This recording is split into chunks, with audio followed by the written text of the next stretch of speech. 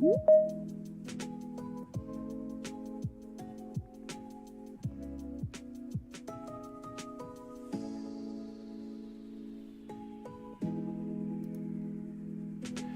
morning, good afternoon, good evening, depending on where you're at in the world today. 9 a.m. Pacific Standard Time. We are in Long Beach today, Saturday, October 4th. We have a jam-packed stream today. I probably planned too much.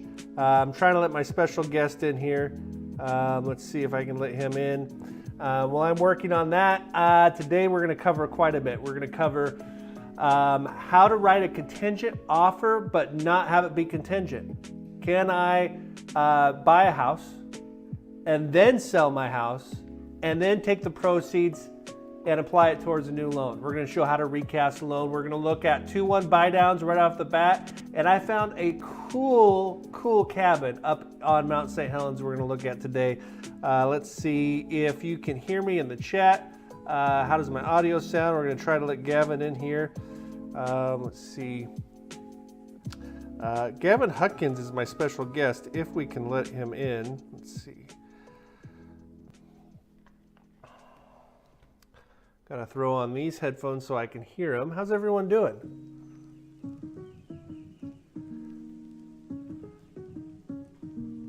All right, Gavin, you there?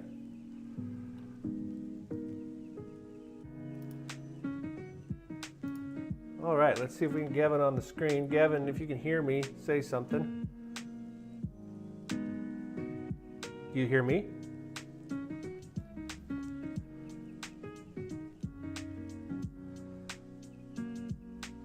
Stand by, everybody. We're going to work through all these little technical difficulties this morning. Gavin should be able to hear me now. Let's get him on the screen and then I'll fix the chat, everybody. All right, let's get you on the screen here. All right, so I've been doing this YouTube channel for a couple years now, and one of my early supporters is Gavin Huckins over at Berkshire Hathaway, and the timing's perfect because he's been the key part of my housekeeping. All the statistics we have, all the neighborhood statistics, all that comes from Gavin.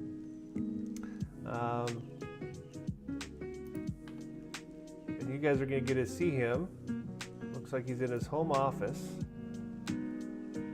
Right about. All right, we got Gavin. Gavin, it's good to see you.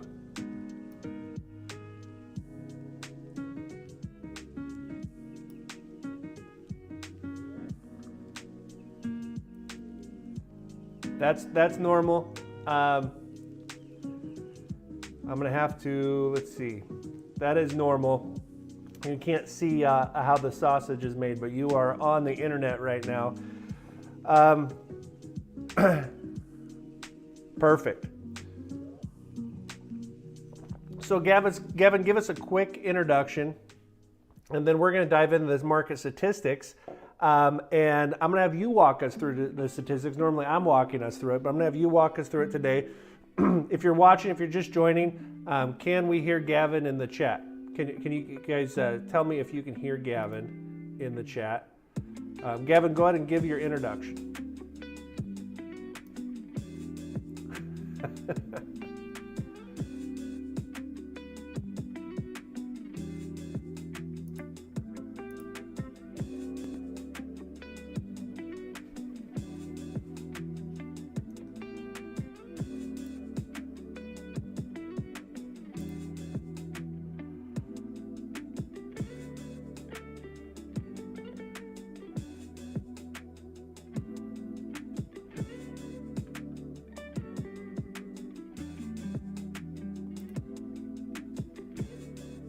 All right, Gavin, hold on a second. Nobody can hear you. Let's see if I can fix that really quick.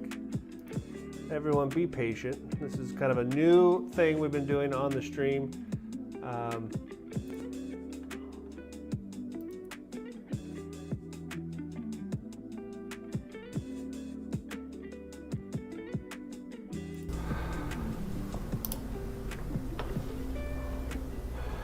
Everyone stand by.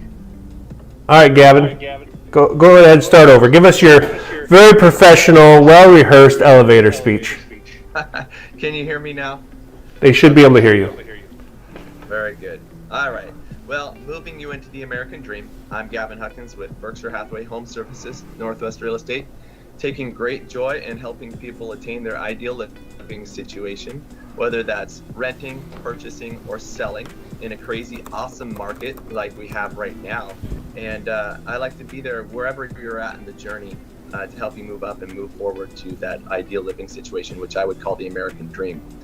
I handle the standard and not at all standard real estate transaction, and come to find out, not many of them operate the same way when you get into the nitty gritty. But I really do like a challenge. And Cody knows I'm a puzzle person, and I look at each one of these cases, each file, and each client's situation like a puzzle. So I can make sure that it is a full picture by the time we're done. Gavin Huckins with Berkshire Hathaway. And thank you, Cody, for having me on and always being a huge supporter of mine. Oh, absolutely. Likewise, Gavin. Okay, I think everything's working. I think we should be good. Okay, Gavin. Yes, all that you said is true. You're one of the best agents in town. You're one of the most caring problem solvers out there, but you're also an expert on the local market. Let's go ahead and dive into some of your data. Let's start here. Walk us through this screen, Gavin. Can you see All that? right. We got. Yes. So we've got the weekly snapshot. That is, this comes out every week, and I like to just we try and pay attention to the overarching trends, right? Over the months and years and decades. And I lean on you a lot of time for that, even Cody. But I like to look at the weekly. Where are we going every week? And we've got this chart that shows us the new listings, everything that's coming on the market, things that are going pending and under contract, and things that are selling and closing. So last week we were up 6% with 216 new listings that came onto the market in Clark County, our hyper local market here. And we put 164 into escrow, which was down 19%. I think that as school has been starting, people have kind of been stepping back a little bit, but we put more on the market than we put into contract, which is a good thing if we want to build inventory. Right now we've kind of got plenty of it though. And then we closed on 186 transactions in Clark County, which was up 8%. And that's the fear, right? Is as rates come down, and I was part of this propaganda early on, maybe last year and the first part of this year, is that, oh my goodness, if rates come down, especially if they come down quickly, we're going to see all these buyers come off the sidelines that have been waiting to buy for interest rates to come down, eat up all of our inventory, and we're going to see values skyrocket. We're going to see home affordability issues. We're going to see all these things we saw during COVID.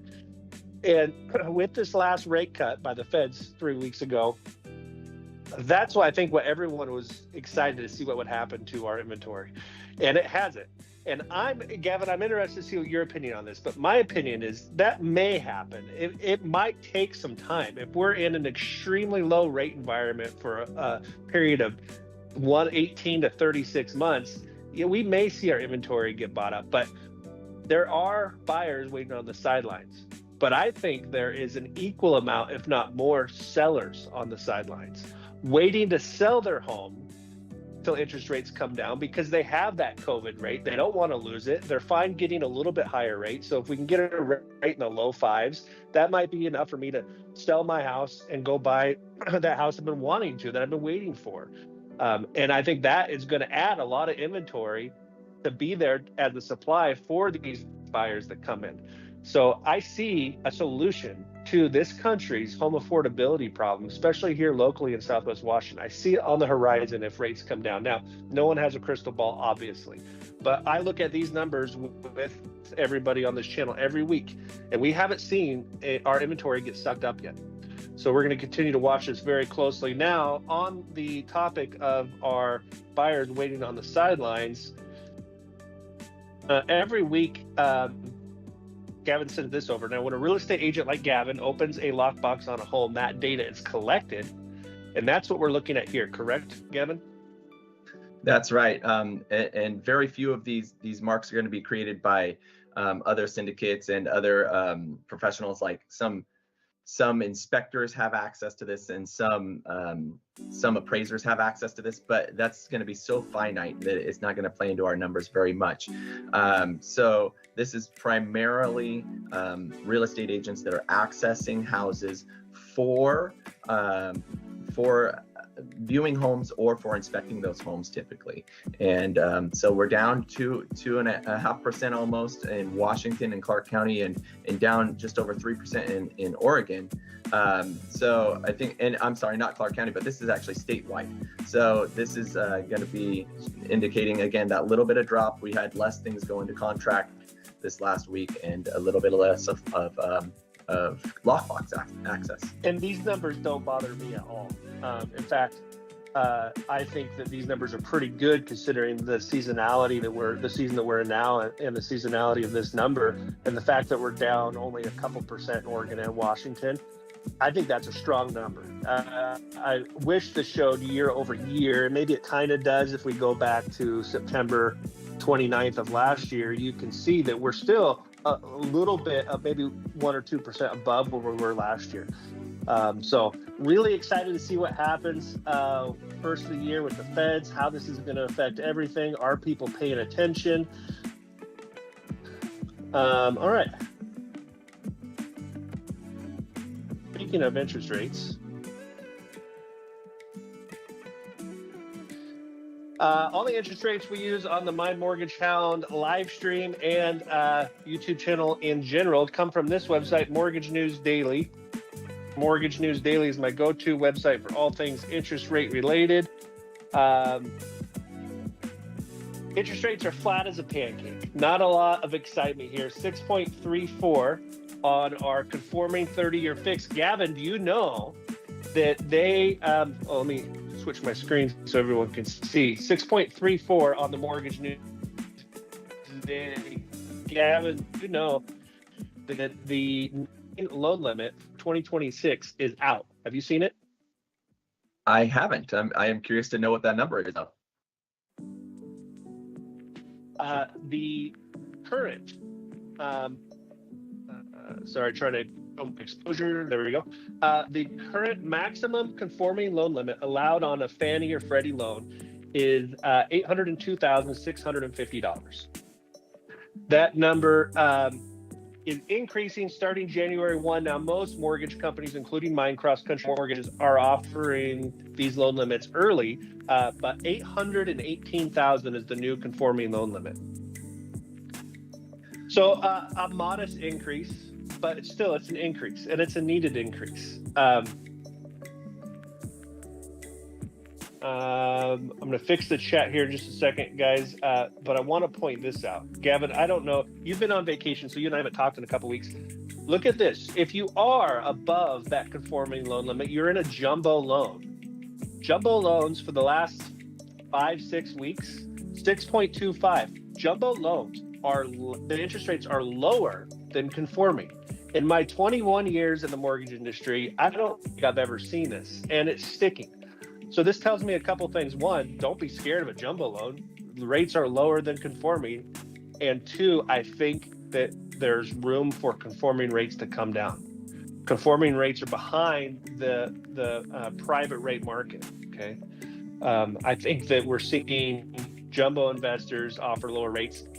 I think that this is an indicator that we're going to see conforming rates come down, that they might be a little artificially high.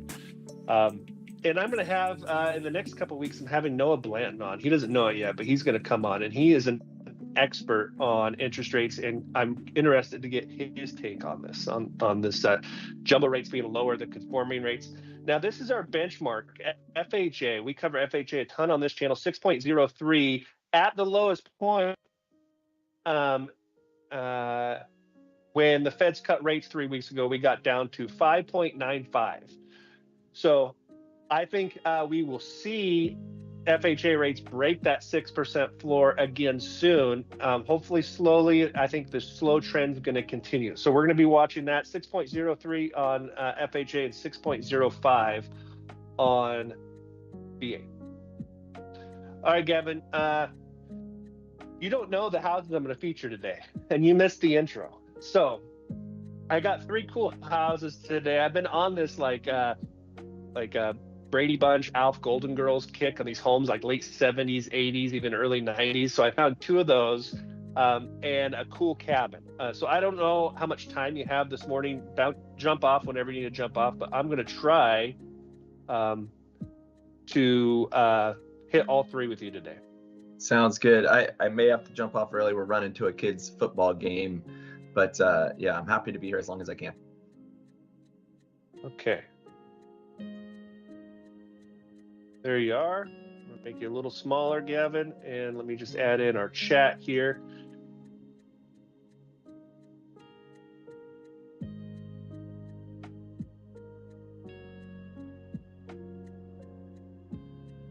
Okay.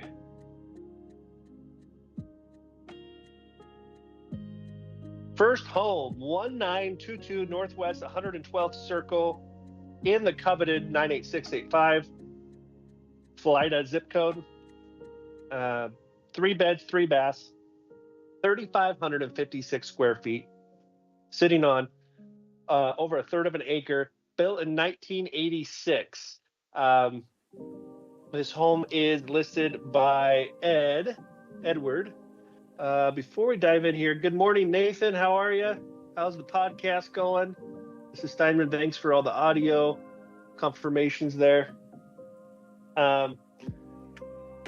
Okay, Edward says, and Gavin, oh my gosh, this is a long description. We're going to skim this one. You've been watching this a long time. I like to poke fun a little bit, so this is your opportunity to poke fun at somebody else's description on Zillow. Welcome to the highly sought after Tierra Hills. Tierra Hills was quite the neighborhood back in the day. It was there was Richie Rich lived in Tierra Hills. A Florida development known for neighborhood dinners and ladies walking groups. This custom-built home is a rare find in Florida, situated on approximately 16,000 square foot lot in a cul-de-sac location. This lot is fenced, landscape sprinkler system, and features a basketball court. Wonderful home, has 3,500 square feet of living area and an oversized 3-car garage wired for EV service. 1 bay has a privacy wall, a nice shop area, enjoy a covered patio with hot tub, large patio. Yeah, see, this has like ChatGPT 1 written all over it. Enjoy a covered patio with a hot tub and a large patio. Great area to relax on or entertain family and friends. Enter through the front door. I'm going to skim through here. Kitchen of delight. Okay, granite countertops, stainless steel appliances, double ovens, pantry, hardwood floors. I know this sounds silly, Gavin, but I like that this Edward put hardwood floors in here because sometimes it's hard to tell. Engineered hardwoods from laminate flooring. So I like that he put hardwood floors in here. Wood burning fireplace. For me, that's a big bonus. What do you think, Gavin? Yeah, it's kind of personal preference. I grew up chopping wood and burning wood, and I come from that industry. But I agree when they put the hardwood floors in there, it's nice because digging through the listing information to find it is kind of tough sometimes, and much of the times it's wrong. What about that wood burning fireplace? Do you think that is a polarizing thing, like a swimming pool? Do some buyers like it, some buyers don't? Yes, absolutely can be. I think it's less polarizing than a swimming pool in the Northwest or like a big in-ground pool. But yeah, people have their preference in there. It's sometimes pretty strong about it, or people have fear of ongoing problems with it. Now, Gavin, this says call your realtor to schedule a tour. Now, a lot of people that may not be real estate experts see the listing agent's phone number down here and call them. But as we talk about a lot on this channel, it's important to have your own representation. So if you want to go see this property, Gavin, if you're okay giving out your phone number to the entire internet, how can people get a hold of you to go look at this property? Oh, I'll put it in the chat, but they can call me, 360-606-6922. Always happy to jump in the car and go walk through a property with you. There will be a little bit of housekeeping paperwork these days, but it's not painful. Okay, I like the curb appeal. I know where this house is. It's close to Plida Elementary, Jefferson Middle School. It's kind of got that, I don't know, how would you describe the look of this house? It looks like all garage, but it looks kind of like a private, right? Yeah, it's kind of got a sleek approach, being that it is all garage. It's very well maintained. The driveway looks great with the accents. It's a good curb appeal. Granted that it's all garage. Just in the front, I snuck a sneak peek at this house, and you can't tell from the exterior, but there's a lot of natural light and big windows coming up. Covered front patio. Gavin, go ahead and give us your impressions as we walk in this entryway here. Mm-hmm. Yeah, natural wood, high ceilings, lots of natural light, like you said. That's fantastic. The bright floors too. The original doors too, right? Yeah. Did it say what kind of hardwood that was? It looks like cherry or something. No, that would have been a great thing for them to put in the description. They didn't, but I agree that looks like cherry. And I really think that if you're looking to buy a house that you maybe want to update, that new vintage house, I think you fast forward 5 to 10 years from now, this architecture of the late 80s, early 90s is going to be in fad, in my opinion. And to have those look like real thick wood doors is a huge advantage compared to a D.R. Horton, cookie cutter, cheap Lennar construction. Not that there's anything wrong with those. They serve a purpose too, but they're not building homes like this anymore. I mean, here's a great example. You got huge window, a staircase with a ton of character, and what might look a little outdated now, I think is going to be vintage not so far from now. Yeah, it's got a really good feel. Again, with all the natural wood is awesome. Is this early 80s, late 70s? I think it's 19, let's see here. 1988, I think. 88, okay. 1986. Yeah. Feels a lot like a house I grew up in 1985. Right. Okay, let's skim through. We got a lot to cover, so we'll skim through these pretty quick.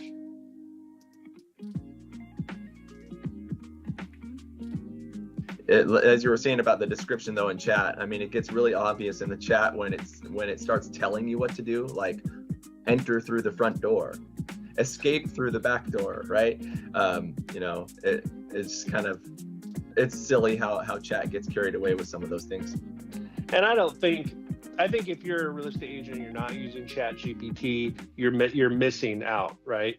But there's a balance between using ChatGPT, copy and pasting, and helping it help you write a compelling description. Because I think most home buyers, and I look at these every day on this channel, I want to know, I'm fine with a little bit of fluff and a little bit of romanticizing the description, but I want to know, is it on propane, natural gas, electric? Are those hardwood floors? When was the roof replaced? How old's the hot water heater? What are the appliances like?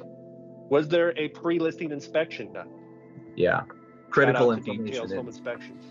Yeah, critical information is a lot better than fluff. So yeah, proofread. Boy, that accent wall is the same accent wall we had in our 1985 tri-level. I'll tell you what, same color. The accent walls are out, just so you guys know. They're out? Yeah. Oh no. Well, it's something as drastic and contrasting as white to a burgundy is out. Well, in a home like this, it doesn't bother me because I'm going to paint it anyways. Yeah. And so the less people that fall in love with that accent wall, the better. If I want to avoid competition. Yes. Now, here's one thing you cannot change on this era of home, and it's those 8-foot ceilings. Yeah, because you have the upstairs. in the upstairs, and they just weren't doing a lot of 9-foot ceilings. So that's the one thing you can't change. But they got cool niche here in the formal dining room. Those hardwood floors come in. You can see the staircase there. Nice big windows. There's 48 pictures, so I'm going to go through here fairly quick. Now, I'll let you walk us through this kitchen, Gavin. Yeah, it looks like fantastic solid surface with an accent color on the island, and a lot of again the hardwood and the cabinetry. From the picture, it looks like this is a nice space for entertaining and for, you know, what would chat say, gourmet chef's delight. Now, I like what they did here by keeping the cabinets. That's a bold move. Mrs. Steinman would not have kept those cabinets. Those cabinets would have either been painted or ripped out. But they came in and put nice slab granite. That looks like granite to me down. And they did a tile backsplash to the cabinets to the ceiling, but they left the original cabinets. And I think in the long run that would pay off, depending on who you are. Mrs. Steinman's quiet in the chat, but I know she wants to say rip the cabinets out. I like the original cabinets. Yeah, those look like oak, right? They could have done the cabinets and stayed high end, but a lot of times people, I mean, that's a big ticket item. A lot of times you're putting money into the slab and the hardwoods and the rest of the design that people will skimp on the cabinets, and that's a big mistake. So you can easily hire somebody to come in and paint those cabinets white, and then boom, you got an up-to-date modern kitchen. That's right, and you keep the quality of the solid wood. Mrs. Steinman says definitely replace. I saw a wine fridge in there, double ovens. There's a good shot of the granite. And I love how this staircase is always kind of a feature, no matter what room you're in. Yeah, it's a centerpiece almost, huh? Nice big utility room. We are dealing with 3,500 square feet. Here's another living space with that wood-burning fireplace. Awesome windows. Looking out, I could see that basketball court back there. Back patio, covered hot tub area. Nice. Back patio with a covered hot tub. I like it. So here's a very large primary with French doors going into the primary bath. Again, original cabinets, but looks like replaced countertops. Yeah, they did the countertops everywhere. It looks like kitchen, bathroom, and even the utility room. The laundry room had granite, it looked like, too. Now here's a project for down the road, right? Replacing that tub. It's looking a little dated, but not that big of a deal. Yep. Nice big walk-in closet. Now we're upstairs.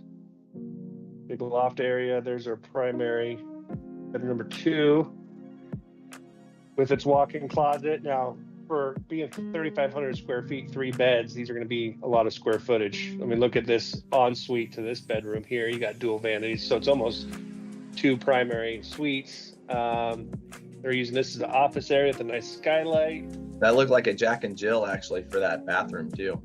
Oh, I think you're right. I mean, what a cool family home in a family neighborhood, right? In Tierra Hills. Storage space. Another walk-in closet. Okay. There's your basketball court. Looks like a half court. What an awesome yard. Here's our garage. Okay. Gavin also sends over this report, neighborhood report. In Philida, I'll let you walk us through here. Oh, sure. Yeah. Gosh, I don't look at this report as often as these are pretty specific. I set these up actually if anybody wants one of these for their specific neighborhood, very hyper local. I can build these for you and it comes to you, weekly, monthly, every other month or something like that. But it'll let you know what's going on. It's very important, Gavin. Let me interrupt you. I think these reports are very, very important because it's easy to say, oh, the market in Southwest Washington, Clark County is doing X, Y, Z, or there's this much inventory. But if you're looking to write an offer, you need to be educated or be working with a real estate agent that's educated on that specific neighborhood. For example, yesterday we looked at a home in Camas. There's 186 homes for sale in Camas. In Florida, there's only 56. So those are two different negotiating strategies that we're going to go into, or two different set of expectations for how aggressive we can be, knowing that there is a third of the inventory in Florida compared to Camas. Absolutely, yeah. And this is a nice snapshot for residents if you really want to keep an eye on what's going on in your neighborhood or the neighborhood that you're seeking to enter. I do a pretty hyper focus when I'm writing offers with my buyers on that specific house and the neighborhood. So I take a in-depth look specifically, but this one will give you the last 2 weeks of really what's going on, what's come on the market, what's sold, what's not selling. It's very great for hyperlocal. So median list price for sale properties $849 at 3,100 square feet. For homes that are pending $715, but our square footage, the average goes down to 2,306. And then $635 for sold homes at 2,200 square feet. So at a list price at $865. I think there's room to negotiate. Gavin would be the expert there, but priced reasonably well for the market. Yeah, it's a fantastic home in an even better neighborhood. Specific buyers looking for that neighborhood a lot of times, or people coming into the area that want a neighborhood such as Philida. There's probably room to. What are the days on market for this one? I can't remember. It just hit the market. We only look at brand new listings. Right. Okay. On this YouTube channel. No, I'm joking, but I think it did just hit the market today. Yeah. So usually I'm going to get on the horn. For 8 hours. Yeah, I'm going to get on the horn with my fantastic reputation in the area, and I'm going to kind of massage that relationship with the listing agent, figure out what kind of traffic they're getting, and we'll put together a educated and calculated approach on an offer. Okay, so there are many ways to finance a home like this. This is just one of those. This is how I would do it if I'm looking at 20% down. And we talk about these temporary 2-1 buy downs a lot on this channel, but there's a reason for that. In this market, I think it's a great strategy. Purchase price $865. If we put 20% down, that makes our loan amount $692,000. Interest rates today, according to Mortgage News Daily, national average on conforming 6.34. If we look at a payment breakdown, principal and interest would be $4,301. Property taxes on this home in Philida, $685. $100 a month approximately for homeowners insurance, depending on who you use and what coverages you elect. Total payment, $5,086. Gavin, how is that number sitting with the people you're talking to? Oh, heavens. Yeah, those numbers keep going up, it seems like over the last few years, but seeing them drop down a little bit is really nice with the rates and people having a lot of options. You lenders getting somewhat creative, but staying safe on the buy downs and the the arms and stuff like that. That number is a very specific type of buyer. Okay, so if we were to ask the sellers to pay for a temporary 2-1 buy down, and I think that's very acceptable right now, and probably more as far as negotiation goes. But if we were to do that, our interest rate for the first year would be bought down by 2%, bringing it from 6.34 to 4.34 for your first 12 payments. That brings your total payment to $42.25 for the first 12 payments, saving you $860 a month. Now, Gavin, I agree. There is still some sticker shock to a $5,000 payment, especially if you're a family that's looking to be in Philida, to be in that school district, to have a home to raise your young kids in. But I can tell you from my side of the desk, people are qualifying. We're not seeing a big number of declines in this price range. So I love this for this 2-1 buy down for a lot of reasons, but one of those reasons is it gives you some time to get used to that higher payment. If you're selling your smaller 1,400 square foot house that you've had for 7, 8, 9, 10 years, and you're going from a $2,000 payment this shaves off $860 for those first 12 months.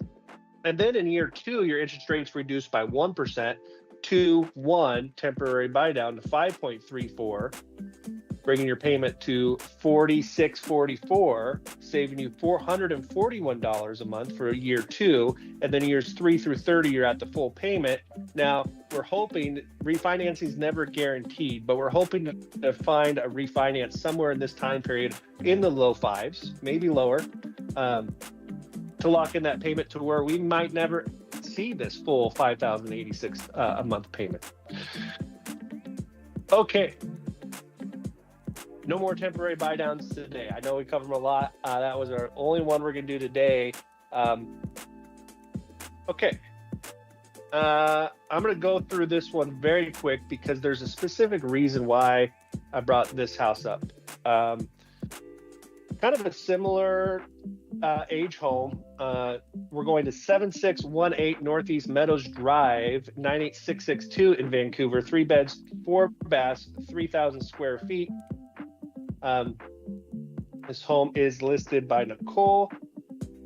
Welcome to 7618 Northeast Meadows Drive, a rare find offered by only its second owner. This home was built in 1990. Backing to Club Green Meadows. This beautifully updated home features vaulted ceilings, a remodeled kitchen, and a primary bath, fresh paint, stunning floor, with 3 inviting living spaces plus a bonus room upstairs. There's room for everyone to spread out.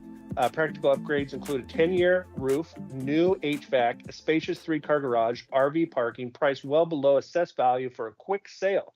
This home blends comfort storage style in one perfect package. Open house today from 10 to 4, and then tomorrow from 10 to noon. No, I read that wrong. From 10 to 12 today, only 2 hours, and then 10 to 12 tomorrow. It's weird, the dates look like times. Okay, so I think from the description, our bedrooms are on the main. That's one of the reasons I picked this. Backs up to Club Green Meadows. This might be somebody that's downsizing or maybe retired, and maybe is selling the home like we just looked at. In fact, let's pretend that the sellers of the home we just looked at in Florida want to buy this home. They're retiring, their kids are in college now, and they want to be by the golf course. All right, let's look at some pictures.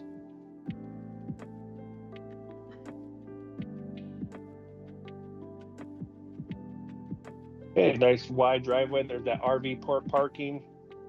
Gavin, feel free to chime in, but I'm going to go through these really quick. And maybe while I'm going through these, comment on the pictures, but do you know where I'm going here? I'm going contingent offer versus non-contingent offer. Oh yeah, for sure. That's fantastic. And I really enjoy those transactions when I have buyers that also need to sell. It makes my puzzle even bigger and more fun, and adds a lot of variables. Boy, this late 80s, early 90s, and even with the colors, high ceilings, high windows. I mean, it's super clean. I could walk clients through this, and they could really envision their stuff in here. There's a lot of space. Gavin, for those who may not be familiar, can you kind of define contingent versus non-contingent, what that means? Absolutely. Well, it means 2 very different things depending on where you're at in that transaction. As a seller, that's just selling the property and maybe has a place to go already, you're looking at a contingent offer coming in as a buyer that also needs to sell their house in order to be able to purchase the property. So from a seller's perspective, it's less of a solid bet. It's a horse that you might not bet on if you have other options, unless it's very attractive. So you're having to take your house essentially almost off the market for that person to sell their house. From a buyer's side, if you need to sell your house, then boy, I really like this house though. If you're a buyer and you need to sell your house, you're writing an offer that is saying, hey buyer, I want to buy this house, I'm willing to buy this house, here's my earnest money, I'll even do the inspection in the meantime, but I need to sell my house. And that's going to look very different for every person and every party, especially in this one. If it's downsizing, you're having to sell a larger house that may have less of a market for it as well, something that's more expensive. So it gets very nuanced. You might be able to get away with it today, in today's market, right? But if there are two offers that come in on this house, one that is full price, for example, but it's not contingent on their home selling, and then I come in and write an offer, identical offer, but I need my house to sell, it's obvious which one the sellers are going to take. They're going to take the offer that does not require me to sell my house. Yes, and probably, 99% of the time that's going to be the case. Now, I'm doing, from the listing side, I'm doing a lot of pre-vetting. I'm calling that lender, to make sure that first offer is great. But there's no red flags, and the cash looks closer to closing for my seller. That's what we're going to likely do. Okay, beautiful home on a golf course. We didn't talk a lot about it, but you guys saw the pictures, and a decent price for $679 to get 3,000 square feet on a golf course. This home is priced to sell. They're not going to entertain a contingent offer, in my opinion. Right? No, this house is going to go fast. At $224 a square foot, it needs some updating, but at the same time, that price really indicates some motivated sellers, especially on a golf course. You've got specific people that really want that house. Okay, so if I don't want this house to get away from me this weekend, I want to write an offer, but I don't have all the cash to put down. Let's say I have a house, it's not on the market yet. I have a home equity line of credit. I can pull $145,000 from my line of credit. I can put 20% down on this house. Okay.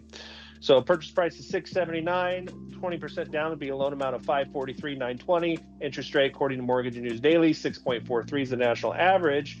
It gives us a total payment, we'll break it down here in a second, but of $3,867 with $145,000 that I'm pulling from a home equity line or a bridge loan or something there, to where I can put at least 20% down. But I'm retired, I'm on a fixed income. I am going to sell my home that I only owe $150,000 on, and I'm selling it for $700,000-800,000. Here's a strategy. Okay, you can finance the home, and if you communicate with your lender, if you communicate with me that you're going to buy this house, once your house sells, you're going to take all those proceeds and apply it towards the loan. We can direct your loan to an investor that will allow a one-time recast. Another word for this is re-amortization. So if we were to buy this house today, our payment would be $3,867 with $145,000, and then I sell my house in 6 months and now have an extra $250,000 to put down. I can talk with my lender and do a one-time recast. My interest rate stays the same, my term stays the same, but my principal gets reduced to $279,000, and my payment gets re-amortized.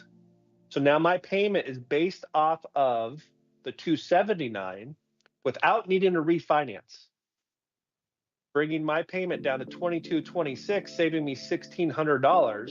And I was able to get the house I wanted without having to sell my house first or write a contingent offer. What are your thoughts on this, Gavin? Yeah, no, I think it's fantastic. It really adds kind of a little bit of breathing room when you do that, for people that are, especially people that are waiting on rates to come down more, or waiting for them to quote unquote drop, right? This gives them a chance to do that, but they still need to be comfortable in the payments. So you may want to refinance because rates come down, but if they don't, this is a great way to get your house now and then worry about that payment. Now you do have to qualify on the $3,867, but I think that this is going to be a very popular way to go as the market gets more competitive, especially on a home like this that they're wanting to sell this weekend. I agree. All right, Gavin, you have time for one more quick one? Yep. look at this. I stumbled across this morning, and I've said this twice. I'm going to say it again. Today we're covering, because I'm trying to get the YouTube algorithm to pick up temporary 2-1 buy downs, recast or re-amortization, and cabin in the woods. Okay.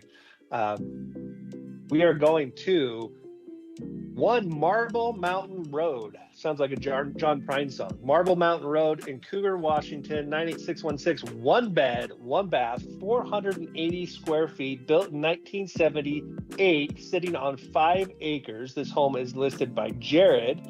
Jared said, nestled in the foothills of Mount St. Helens, this cozy 1 bed, 1 bath cabin with loft has been beautifully renovated with and crafted with detail throughout. Gavin, what's the first thing you think of when you see a cabin in Mount St. Helens that was built in 1978? D.B. Cooper. D.B. Cooper? When did Mount St. Helens erupt? 1980. So this home was built before the mountain erupted. That's pretty cool. Yeah. Offering just under 500 square feet. And D.B. Cooper may have hit out in this house. You never know. Off-grid comfort, vaulted ceilings, wood stove, and propane appliances make it feel both rustic and refined. Outside, you'll find a shop fire pit and even 2 secret underground bunkers set on 5 private acres of merchantable timber with unmatched seclusion. This turnkey retreat connects you directly to snowmobile trails, hiking, fishing, hunting, reservoirs, 8 caves, and Lewis River recreation area. Okay. Hopefully we get to see these underground bunkers. Listed at $249. So if you're wanting a cheap second home, I mean, this might be a viable option. Looks like fresh siding on it, metal roof, got a radio tower, snow pitcher. You're gonna need snowshoes. And that's not a joke. You're gonna need snowshoes for this house, right? If it doesn't come with snowshoes, that'll be your housewarming gift. Drone shot. Okay, so we almost need to have a segment on this channel called "Is this financeable?" Right? I was gonna look it up on to see what the offered terms are. What's the address? It is sneak peek. 1 Marble Mountain Road in Cougar. I'm just curious what the listing agent is representing for acceptable terms, and it looks like they're saying cash, conventional, or FHA. That's what the listing agent thinks. And I, so far, we're gonna see as we go through these pictures. I don't disagree. We have a heating source, okay, propane. It's on a permanent foundation. I would like to know the water source. I would assume it's on a well. It didn't say anything about that in the description. That's something I'm going to want to know. Metal roof, I believe. Yep, that's totally acceptable. But beautiful exposed beams, white shiplap side walls. It looks like you have either hardwood or vinyl plank flooring. Cool windows. Feels a lot bigger than 400 square feet already. Concrete countertops. There's your propane range.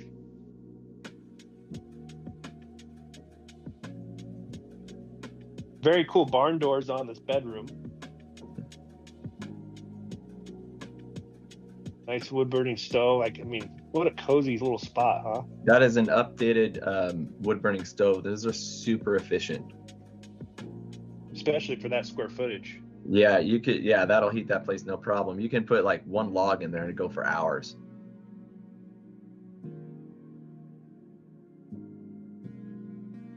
Cool little built-in dining area there.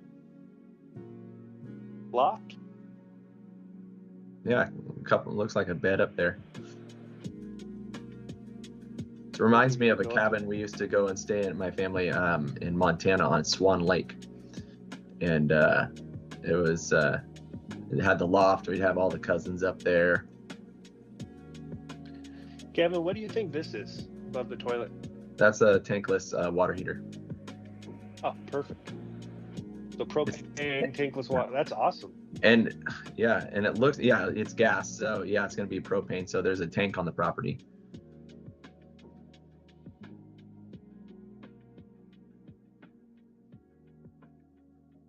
I think this could be a short-term rental all day long too. Yeah, no, yeah, depending on the access, I think that looks fantastic. And 40 pictures to 400 square feet. That's a lot of pictures. It's a lot. It offers a lot, right? Is that the, yeah, that loft? It looked a little bit more narrow from up there, but it looked a lot wider but with only 400 something square feet, it's gonna be tight. I mean, that loft I don't think is gonna be counted in the square footage. It could be, I suppose. We'll write the snowmobiles into the offer too, you guys. Oh, for sure.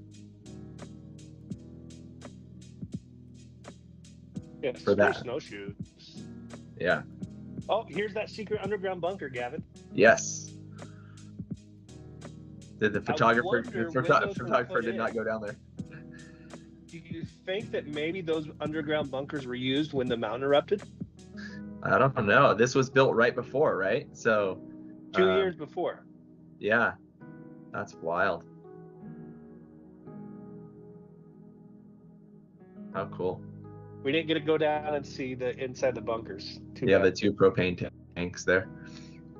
Okay, so I'm going to say I think that this home is financeable. There's a lot of different ways you could finance it. We're just going to do simple today, but we would need to do a little more due diligence. Obviously, we're going to get an appraisal, a home inspection. We're going to find out if the house is on a well. The well will probably have to be inspected. That foundation, I'm going to want to get a closer look at. But I think it's safe to say that house looks financeable.